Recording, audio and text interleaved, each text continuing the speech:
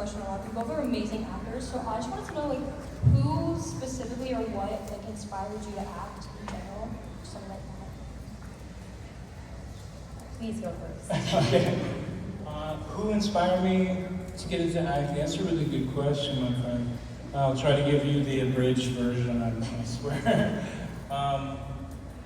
I think one really formative thing for me, there are a number of people along the way, but one really formative thing for me is I grew up without television. My father wanted me to read, wanted my brother and I to read, and he was a writer, and he thought TV tranquilized with triviality. And he does have a point regarding some parts of TV. And I never actually really went to movies that much. When I was a kid, I didn't see a lot of movies. Obviously didn't have a TV. So my interest, to get to your question, my interest, I think, stemmed initially at least more from my interest in psychology. Some of us kind of fall into a role in our families or whatever where we're the observer form, and we know how to shapeshift to survive, to get along. And I think that can be part of the algorithm of someone becoming an actor, and also sometimes a young person in a position where they're never allowed to be correct, for example. I don't want to get tangential, but if you're not allowed to be correct when you are, you think of like incessantly all these different ways you could present your argument, like a lawyer. That's part of it too. But I had some family members too, really formative. Have I answered it long enough for you to get? No, yeah. Actually, that was very helpful.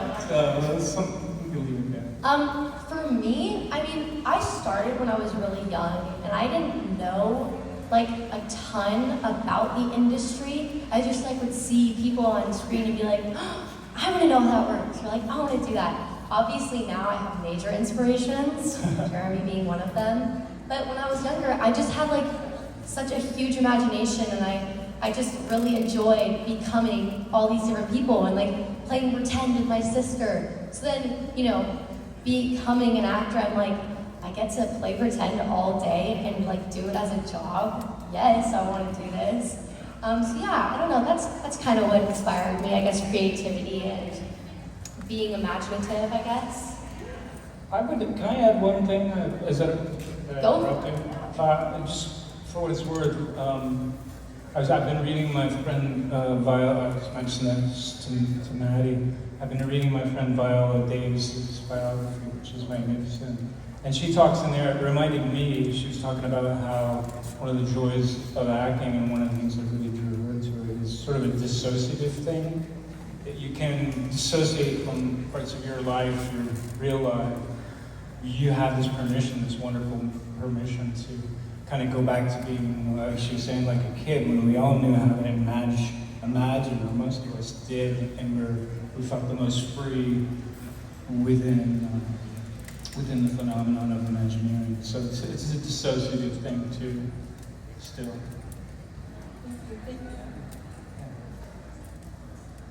We've got a few minutes left. We're going to try to get through as many as possible. So she also wants to know, but I'm going to ask for her, how hard is it, Madeleine, to balance school and work? It's a lot harder when you go to in-person school, I'm not gonna lie. Like, that was really challenging in the beginning, because when I was a lot younger, I was like 6 or 7. That sounds like a joke, but I swear, no, I'm dead serious. I was on a show for 2 years, and it started when I was 6. And at the time, I went to in-person school, and so I'd have my teachers like send me all of my worksheets and stuff, and I'd have like these piles of schoolwork that I had to get done while, being such a young kid. And at the time, I was a series regular as well, and that was like my first time being a series regular. So I felt like I had to balance a lot, and it was super stressful for me. Whereas to homeschooling, I love homeschooling a lot more, and I feel like it makes it a lot easier because you can really put your time and focus into your passions, and at the same time, you get to kind of lean into your actual real interests. while also still doing math and history and whatever. But it's just much easier because there are times when it is a lot of work and it does get hard, but it's nice because you can get really ahead, which then now you can focus on like your other priorities, you know. Yeah. Homeschooling is definitely better. Thank you. Hello. Hi. I can imagine this is a common question, but for the both of you, two different stages in life,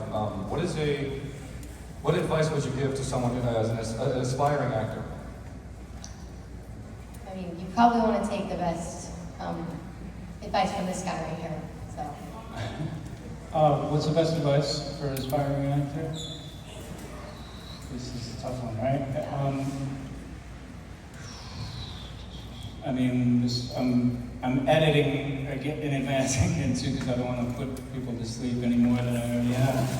But you know, actually, my friend Viola's book again.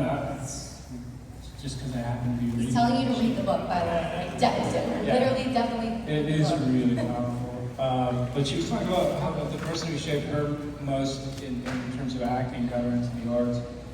One of her memories was like 15 kids he got together because they had interest in acting, and this guy kept saying, how many of you really want to do this, and you'll be willing to sacrifice this and this and this? And he kept adding to the list, and kids kept dropping out until she was the only one left. And she was like, I don't care what you say I have to do, I'll do it. He said, you have the best chance.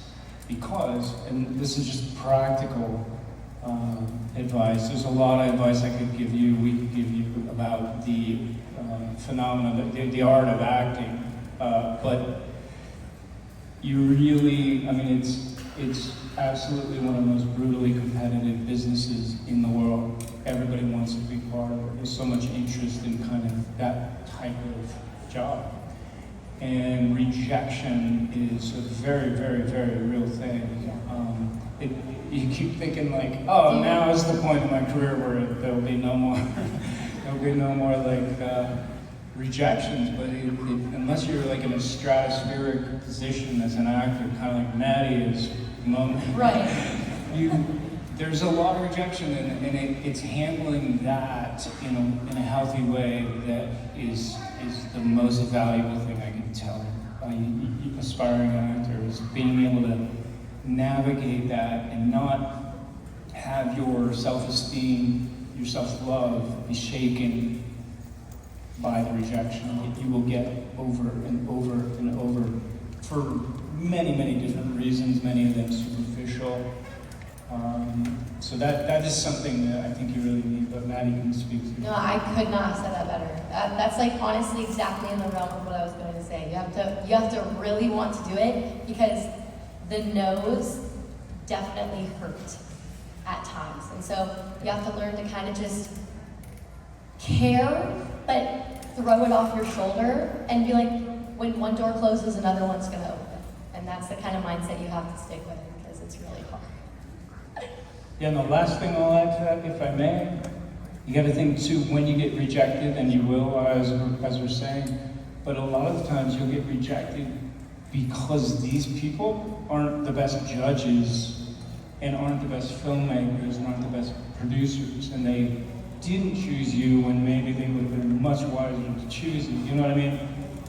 It's not like necessarily some other actor beat you out. It's just there's so many factors they're considering. Like they cast someone because he looked more like the actress playing his mother in the film or whatever. So, good question. Thank you. Got time for one more. What's up? This question is for Jeremy. I want to say my favorite movie in the whole world is Twister.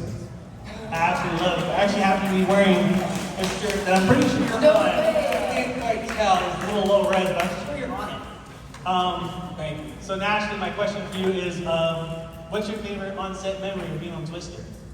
That's very easy.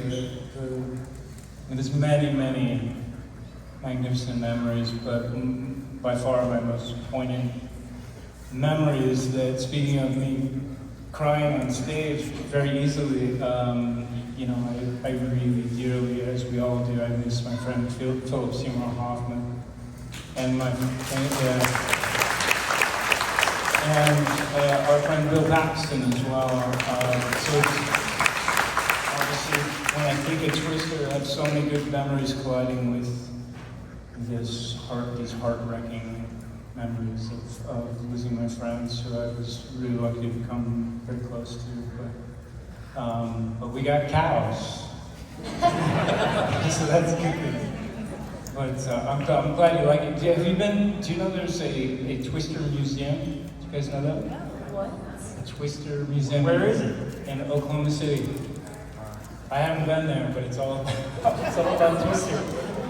Yeah. Thank you very much.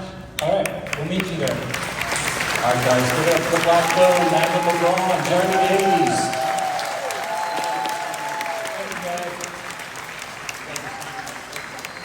Madeline and Jeremy are signing until 6 tonight in the autograph hall. Stop on by, get their signatures. If you have questions for Vincent D'Onofrio, the microphone is open. Please start lining up, and the Kingpin will take the stage shortly.